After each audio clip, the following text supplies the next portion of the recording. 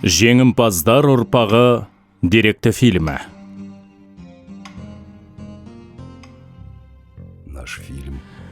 Біздің фильм соғыс туралы емес. Ұлы отан соғысында кеудесін оқ пен отқа төсеп, жан алысып жан беріскен, жан кешті жарақаттан қаза тапса да, біз бен сізге сәулелі болашақ қалдырып, жауын жеңген жауынгерлер туралы фильм.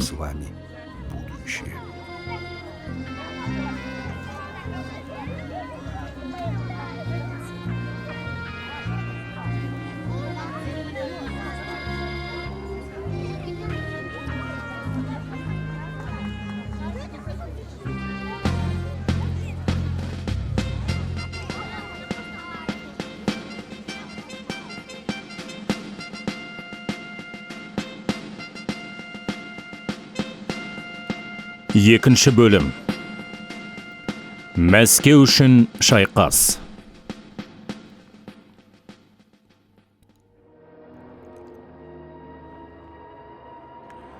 Ұлы отан соғысы 1941 жылдың 22 маусымында басталып, үдей түсті. Қанішер, Майдан даласы адам қанына сусындап, құрдымына сарбаздарды толассыз жұта берді. Фашистік әскер көздеген мақсаттарына аяусыз аяқ басты. Центр әскер тобы Минск, Смоленскін алып, Мәскеуге қарай екпінді шабуыл жасап, 1941 жылдың қазанында Кеңес одағының астанасын қоршап, қаланы алуға дайындалды. Гитлер әскери басшылығы бұл жоспарға атау беріп, Тайфун операциясы деген айдар тақты.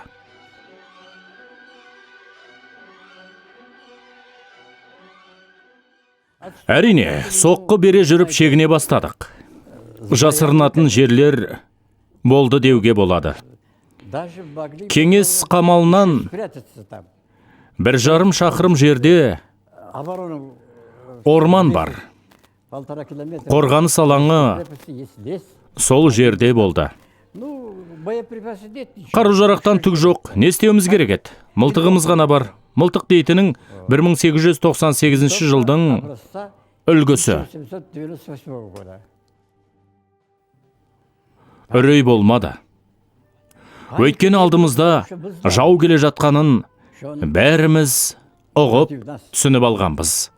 Қарсылас жақтан бізге снаряд ұшып келсе, біз оны да жау деп қабылдап, тойтарыс беріп отырдық. Сасып қалдық деп ойламаңыздар. Мұндай сәтте болмайтын. Тірі қалған тікелей куәгер ретінде айтып отырмын сіздерге. Бұған өзімнің де таңым бар. Небәрі 19-20 жаста едік қой. 20-ға аяқ басқан шағымыз. Жау келе жатқанын, шекарада тұрғанын білдік. Әрдайым еске салып отырды. Алда жау бар, бізге қарсылас дейтін. Сондықтан шабуылға кез келген сәтте дайын отырдық. Бух өзенін бойлай бергі жақтан қарап тұрмын. Біреудің қашып, қорқақтық танытқанын көрмедім.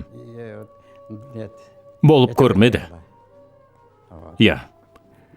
Көптеген жерлестерім жау кезіккен жерде шабуыл жүргізді. Абыроймен жан кешті қарсылық көрсетті. Бұл таңғаларлық. Қазір есіме алам. Қолымызда мылтықтан басқа дәнеңе жоқ. Сол жерде отырып, соңғы оқ дәрі қалғанша атыстық. Жанымда Тұрымов, Файзолла Тұрымов жатыр. Менде 2 оқ-дәрі ғана қалды деймін. Сенде қанша? Деп қояды. 6 деймін. Мә, менен қалғанды ала бер деп 3 оқ-дәріні қолына ұстаттым. Мынауың үлкен іс болды деп қояды. Менде соның өзінде оқ қалып отыр. Ерліктің қандай болғанын елестетіңізші. Көрдіңіз бе? Қандай түсіністік. Жауға берілмейтінімізді түсінеміз. Жай ғана осындай сәтте. Сол кездері қандай сәт болғанын түсінесіз бе? Қазір таңғалам. Қаншама уақыт өтіп кетті содан бері. Дәл қазір солай айтпас едім деймін. Ал сол заманда оқ болса болды.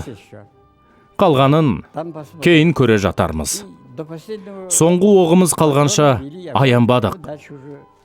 Кері кетер жер жоқ қой. Иығыма шабуылдай жүріп, Звенигородқа дейін шегіндім. Ол Мәскеуге жақын. Солай, сол жерде ғана тоқтадық. Тоқтамай шегіне жүріп, Мәскеуге 30 шақырым қалғанда жау келді. Тек сол кезде ғана Сталин Сібір дивизионын қалыптасып қалған сәтінде шепке жіберді. Олар да шегінді. Немістер әрдайым алға жылжып, біз кері жылжыдық. 30 шақырым қалғанша шегіндік. Бригадамыз өз қатарын толықтыру үшін Мәскеу түбіндегі Монина жерінде болды.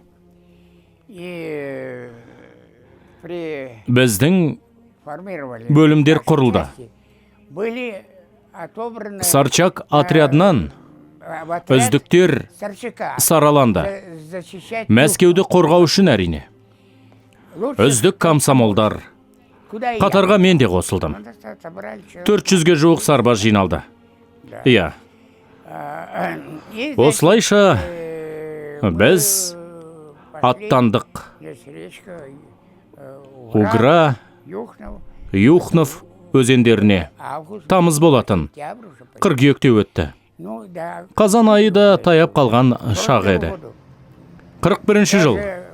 Кейбір қаза тапқандарды немістер ағашқа байлап кететін жағдайлар болды. Кеуделеріне жазу қалдырады. Десантшы парашютшілерге кім көмектессе осылай болады деп жазатын. Ел экономикасын соғыс жағдайына көшірді. Мыңдаған кәсіпорындар батыстан Орал мен Қазақстанға үдере көшірілді. Тек 1941-1942 жылдары ғана Қазақстанға жүздеген кәсіпорындар мен 1,5 миллион адам келді. 6-шы немесе 8-ші күні немістерді Қырымнан көшіру туралы бұйрық жарияланды. Өзім Қырымдық неміспін. 24 сағат ішінде бәрімізді не бар, сонымен жинады. Сиырлар, малдарымызды қалдырып кеттік. Бәріміз жолға шықтық. 12 шақырымда аудан болды. Станциядан тауар пойызына отырғызды. Бәрімізді соған тиеді де, сол түні жолға шыға алмай қалдық. Көп замай аудан орталығын бомбалай бастады. Таңертең біздің ауылдан пошташы келіп, ауылымыздың бір бөлігін бомбалап тастағанын айтты. Түскі 3 шамасында бомбалар бізге де жетті. Халық болды ғой. Ендеше әскерилер де болған. Жақын маңайда орман алқабы болса, адамдар окоп қазып дайын отырған. Оны алдын ала қазды ма біз білмейміз. Жейтін түгіміз де жоқ. Жақын маңда жүгері өсіп тұрды. Соны жұлып жейтін болдық.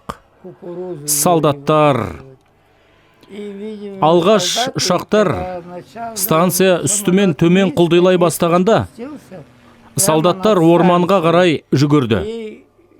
Сол сәтте ұшақ бомбалады. 5 вагонды жарып жіберді. Ол ең соңғы тұрған вагондар еді. Бірнеше адам қайтыс болды. Нақты есімде жоқ. Біз сол жерде қалып қойдық. Ұшақ пулеметпен оқ бората бастады. Адамдар орманға қарай қаша берді. Ұшақ ұшып кетті. Бұл сол күндердің естелігінен бір сәт қана. Ол жерде де бірнеше адам қаза тапты. 7 қарашаға дейін біз әрбір жүріп отырдық. Темір жол қираған. Бір жерге өтсең, соңымызды бомбалап тастайды. Алдымыздан бомба түссе кері кетеміз. Осылайша айналшықтап жүрдік. Пойызбен 7 қарашаға дейін жүрдік. Міне сол кезде Павлодарға келдік. Вагонымыз жетті. Бізді түсірді. Түтеген боран соғып, қалың қар жауып тұрды. Қақаған қарашай келіп қойды. Осындай уақытта жүрген жолымыз осы еді. Көбі қаза тапты. Ол кезде мен әлі бала едім. 11 жаста болатынмын. Жау Мәскеуге тірелді. Гитлер 1941 жылдың 7 қарашасында неміс әскерінің Қызыл алаңдағы шеру өтеді деп бекітті. Шеруге арнайы киім тігіліп қойған. Шақыру билеттерімен Мәскеуде алғандарға марапаттар дайындалды. Вагондар мен жеңімпаздарға ескерткіш орнату үшін қызыл мәрмәр тақташалар тасымалданып жатты. Неміс бөлімшелерінде Мәскеу пәтерлеріне қонақтау жоспары құрылды. Кеңес басшылығы барлық күшті сарп етсе де, Астананы алып қалудың маңыздылығын түсінді. Мұның астарында тек саяси және әскери стратегиялық мән емес, бүкіл кеңес халқының ерік жігерінің мұқалмауы жағдайы тұрды. Неміс басшылығы да мұны жақсы түсінді. Сондықтан Мәскеу үшін шайқас әдеттегіден қатыгез түрде өтті. Мәскеуді қорғағандар арасында қазақстандық дивизиялар бар. 316-шы, 238-шы, 312-шы, 387-шы және 391-шы. Алғашқылардың бірі 1941 жылы Алматы қаласында жасақталған генерал-майор Панфиловтың қарамағындағы 316-шы атқыштар дивизиясы.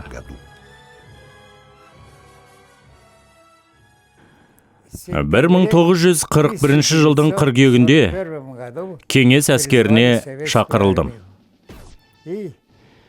8-ші гвардиялық Панфилов дивизиясының қатарына алғаш алынғандардың бірі болыппын.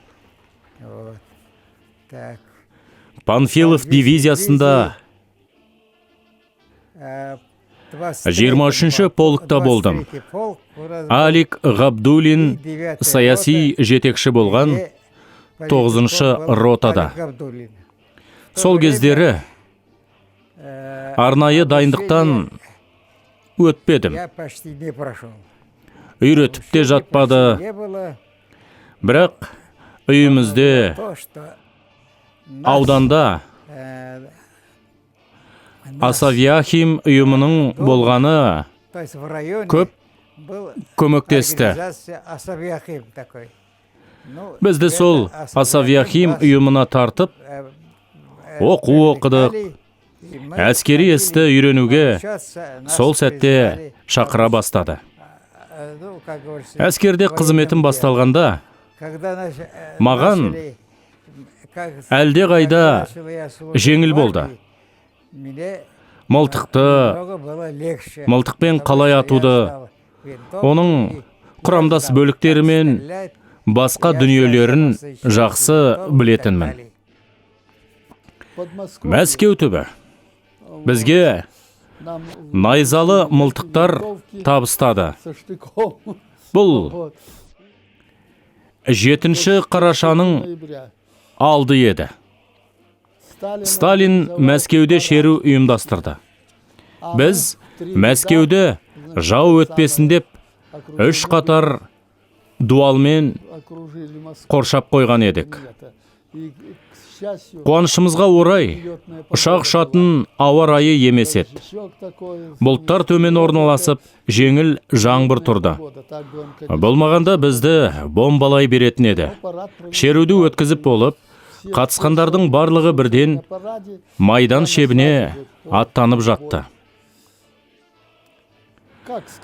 Адамдарда жауынгерлік көңіл-күй орнап тұрған еді. Сталин сөз алып, біздің ісіміздің оң екенін, жаудың қирайтынын, жеңіске қол жететінін мәлімдеді. Бұл сөзді нақ Сталиннің өзі айтып тұрды. Таяғына сүйеніп, Калинин ата да келді. Арық, шөгіп қалған Калинин ата да біздің алдымызда сөз сөйледі. Жолдас жауынгерлер, уайымдамаңдар.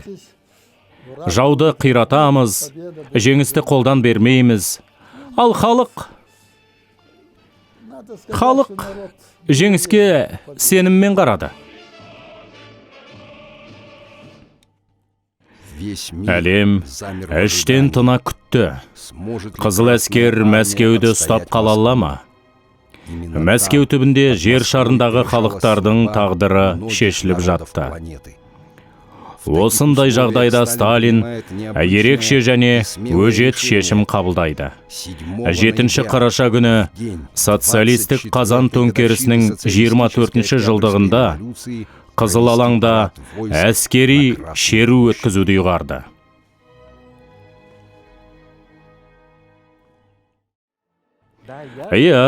Менің жолым болғанын айта кету керек. Сол шеруге қатыстым. 41 жылы қар жауып тұрса да шеру өткіздік. Гитлер мұны радиодан естіпті. Ашуға мінген екен. Мәскеуге жақындап қойдық. Шеру өткізудің мәнісі қандай деген көрінеді. Міне жау Мәскеуден 30-40 шақырым жерде. Ол жерде менің де батареям жатыр. Бізді алдыңғы шептен шығарды да бірден шеруге жіберді. Кір қожалақпыз. Бұған мән беретін емес. Қар жауып тұр. Біз сап түзеп, қатар адым басып келеміз. Бірінші шеру. Мәскеуліктерге сол шеруге қатысқанымды үнемі айтып жүрем. Егер естеліктерің сақталып қалса көрсетіңдер.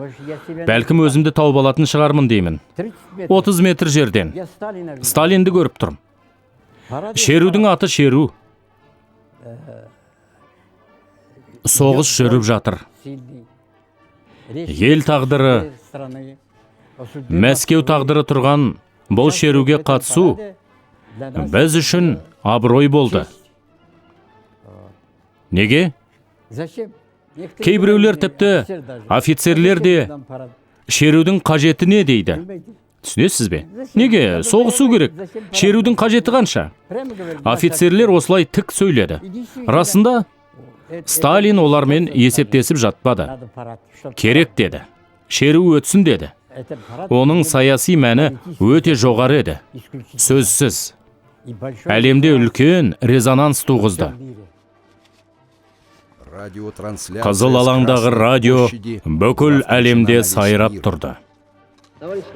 Жолдас қызыл әскерлер мен флотшылар, командирлер мен саяси жұмысшылар, партизандар мен партизаншылар, сендерге неміс қарақшылар мен шапқыншыларын жоюға қауқарлы күш ретінде бүкіл әлем қарап тұр. Бүкіл ел үшін шеру күтпеген керемет қуанышты жағдай болды. Нақ осы шеру кеңес халқына Мәскеудің тұрақтап қалатынына сенім ұялатты. Гитлерге болған жағдайды мәлімдеуге ешкімнің дәті бармады. Радионы байқаусыз қосып өзі біліп қойды. Гитлер ашуға мінді. Шеруді бомбалауды бұйырды. Бірақ аттанған 25 ұшақ шалғайдан құлап түсті. Қалғандары кері шегінді. Курила Николай Николаевич Қызыл әскер қатарына 1939 жылы соғыстан бұрын шақырылды. Ішкі істер халық комиссариатының взводының автоматшысы болып қызмет етті. Мәскеудегі ерекше қорғалатын нысандарды күзетті. 1941 жылдың 7 қарашасында Қызыл алаңдағы шеруге жіберілді. Қар жауып тұр. Бөлімшелері мавзолей жанында жаяу сап түзеп келеді. Мінберде Сталин тұр. Тарихи түсірілімдерден жас Курило Николайды автоматпен қатардан көруге болатын еді. Шеруден кейін майданға, шабуылға дайындық басталды. Жауынгермен бірінші азат етілген қала Малоярославец еді. 1942 жылдың 1 қаңтарында 30 градустан жоғары қатты аяз төнді. Кеңес әскері неміс шабуылшылары қамалып қалған қаланы қоршауға алды. Шабуылдар қиян-кескі ұрысқа ауысып жатты. Үрей туғызады. Отан үшін, Сталин үшін ұранымен атой салып жүгірді. Аяздан неміс техникасы тапжылмай, құр темірдей қансырап қалды. Қала орталығы азат етілді, ал 2 қаңтарда Малоярославец толық босатылды. Бұл шайқаста Николай Николаевич бірге қызмет бастаған көптеген достарынан айырылды.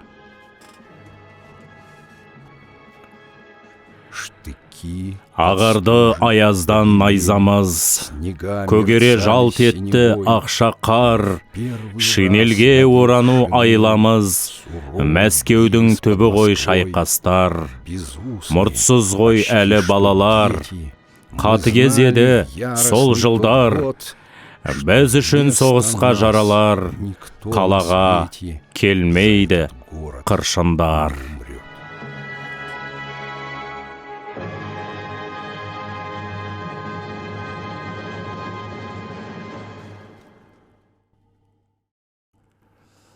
Алғашқы айқасым алып денелі фашистпен болды. Күн жарқырап тұр, қар жаңа жауған, жаудың қолында қанжары бар. Қарда керемет жылтырайтын еді. Кеудеме қанжарын салып қалып, артына лақтырып тастаса да түгі кетпейтін еді. Біздің қолымызда 3 линиялы найзалы мылтықтар, оның қанжарына таласып жатпадым. Біздің темір берік. Ұрып қалып едім. Қанжары қолынан түсіп, сынды да қалды. Оған найзамды сермеп жатпай, бірден атып тастадым.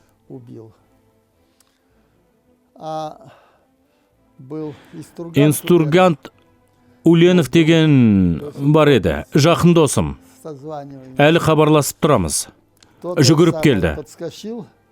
Жаудың алдыңғы шебі шабуылда болса, соңы окопта отырып, оқ боратып, алдыңғыларын демеп отырады.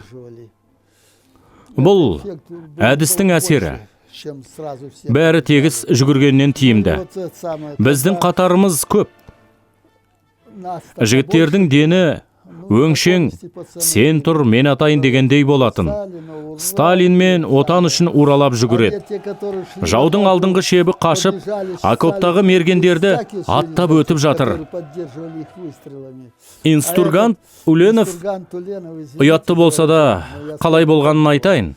Окопқа жетіп барды да, найзасын алып көтеріліп келе жатқан біреуін әккеңді деп ұрып салды да, орысша боқтай жөнелді. Кешке ұрыс нәтижесін әңгімелеп отырғанда, саяси жетекші: «Инстургант, не істедің? Неміске найзаңды қадайсың, қазақша, орысша боқтайсың, қалай болғаны?» дейді. Немісше айтуың керек еді. Сен айт, мен немісше де боқтай жүрейін деп қояды. Не болмап еді? Алғашқы сәттері белгісіз үрей туды. Жігеріміз мұқалды. Кейін Сталин жеңісті қолдан бермей, жауды жоямыз дегенде, сенім арта түсті. Әрине, неше түрлі адамдар болды. Бірақ көбі жеңіске жететінімізге сенімді еді.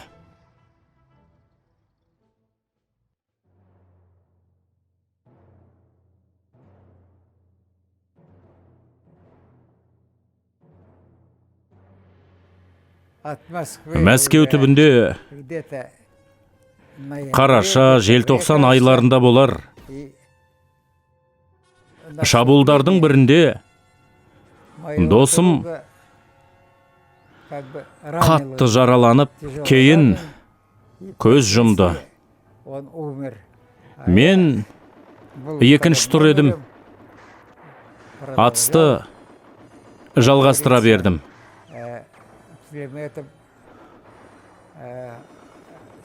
Тамаққа келетін болсақ, жағдай өте ауыр болды. Күн аралатып, кейде 3 күн бойы тамақ ішпей жүрдік. Кепкен нан беретін, оларды берген бойда жеп тауысып отырдық. Жағдай шынымен өте ауыр еді. Тамақ ішкің келіп, әлің құритын сәт болады. Тағы бір досыммен өлген жылқыны көріп кеңестік. Бір бөлігін кесіп алып, демалған сәтте қайнатамыз деп шештік. Оны апта бойы тасып жүріп, ақыр аяғы қайнатпаған соң лақтыра салуға тура келді. Қатарымызда ауданымыздан, ауылымыздан шыққан азаматтар болды. 20 шақты адам. Солай, кейін азая берді. Шабуылға шыққан сайын бірнешеуінен айырылып қалып жаттық. Бір рота болса, 30-40% жоғалады. 30-40 адамнан қаза тауып жатты. Мәселе мынада, бізге бір мылтықтан ғана беретін. Мылтықпен қол пулеметі. Өте нашар қаруландық. Ал гитлерліктердің техникасына дейін мықты болды. Пулеметтері, минометтері, артиллериялары да бар. Шабуылға шыққан сайын бомбалайтын. Ал біз жалғыз мылтықпен қарсы шығатынбыз. Бізге қатты аяз, керемет қолдау көрсетті. Желтоқсан айында ғана 30 градусқа дейін, кейде тіпті төмен аяз тұратын. Жау жұтаң киінуі салдарынан жеңілді. Танкілері де оталмай, кейбірі кетіп қалып, кейбірі қалып қойып жатты. Алғашқы сәттері бір қарумен ғана бас көтердік. Кеңес одағының еуропалық бөлігін жаулап алған Гитлер неміс әскерін Беренцевтан Каспий теңізіне дейінгі Архангельскі, төменгі Новгород, Саратов, Волгоград, Астрахань бойына жіберуді көздеп, бұл қалалардың бойына 30 метрлік жаулаушы жауынгерлер ескерткіші орнатылған дуал тұрғызбақ болды. Бұл жеңімпаз Германияның символына айналуға тиіс еді. Қызыл әскер Гитлер жоспарының күл талқанын шығарды. Кеңес халқының төтеп беріп, фашист ордасына қарсы шыққанына еш сене алмады. Гитлер бар кінәні қақаған аяздан және орындарын ойыншықтай ауыстырып, қызметінен кетірген генералдарының сатқындығынан көрді.